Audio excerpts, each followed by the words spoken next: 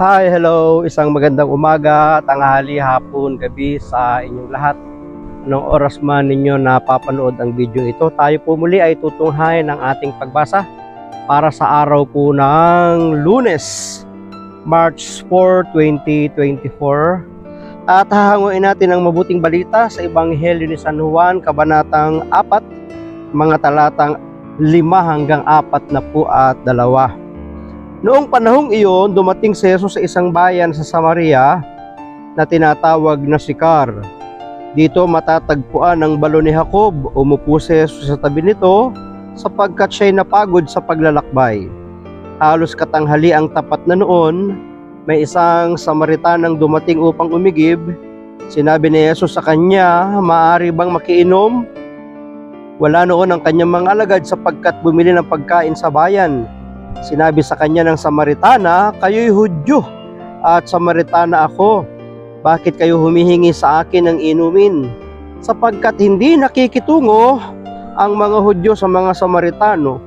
Sumagot si Jesus, "Kung alam lamang ninyo kung ano ang ipinagkakaloob ng Diyos at kung sino itong humihingi sa inyo ng inumin, marahil ay kayo ang hihingi sa kanya. At kayo na may bibigyan niya ng tubig na nagbibigay buhay." Ginoo, wika ng babae, "Malalim ang balong ito at wala man lamang kayong panalok. Saan kayo kukuha ng tubig na nagbibigay buhay?" Sumagot si Jesus, "Ang uminom ng tubig na ito'y muling mauuhaw. Ito'y magiging isang bukal sa loob niya, babalong at magbibigay sa kanya ng buhay na walang hanggan. Maniwala ka sa akin, ginang. Dumarating na ang panahon na sasambahin ninyo ang Ama, hindi lamang sa bundok na ito o sa Jerusalem.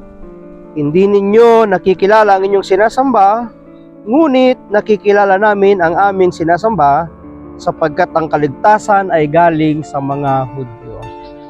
Pagpalain ng Diyos ang pagkabasa ng kanyang mabuting balita. Ang refleksyon or pagsasadiwa ay hahanguin natin sa Simbahay 2024. Maganda ang palitan ng usapan ni Jesus at ng babaeng taga Samaria, lalo na kung gugunitaing hindi magkasundo ang mga Hudyo at mga Samaritano. Mga public enemy number 1 sila eh. Actually, mababa kasi ang tingin ng mga Hudyo sa mga Hintil or sa mga taga Samaria, at hindi sila nakikitungo, ni hindi nga sila dumadaan sa kanilang lupain o sa lupain ng mga taga Samaria. Kapag sila ay pupunta sa isang dako, ang gagawin nila, tatawid muna sila sa Ilog Jordan at saka maglalakbay ng malayo. Pag alam na nilang sinilagpas na sa mga lupain ng Samaria, saka sila tatawid uli ng ilog at magpapatuloy sa paglalakbay. Ganun yung kanilang pagtrato at pagtingin, kaya hindi nila kasundo, itinuturing kasi nilang marumi ang mga taga Samaria. Baka maituturing na nakatawag pansin ay ang kabukasan nila kapwa upang mag-usap. Hindi kasi sila nag-uusap.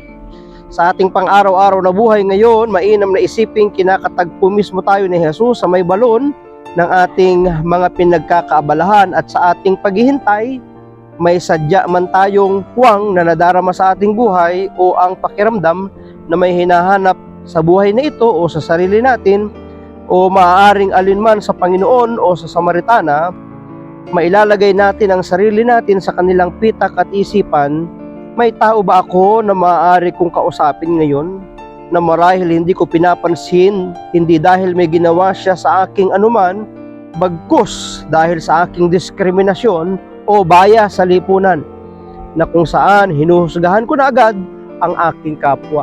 Kagaya ng ating Panginoon, kung hindi niya in-approach ang babaeng taga Samaria at hindi siya nagkaroon ng pagkakataong makausap siya sa pamagitan ng paghingi ng tubig, ang kaligtasan sana hindi dumating sa babaeng ito, at hindi sana nalantad ang kanyang mga kasalanan at hindi niya napagsisihan at hindi siya nakapagbalik loob sa ating Panginoon. Ganyan kabuti at kadakila ang ating Panginoon. Kinakausap niya tayo upang tayo ay makapanumbalik sa Kanya. Maraming salamat at pagpalain tayo ng ating Panginoon. Ang palagi ko lamang sambit, I love you with the love of the Lord. Bye-bye and bye-bye.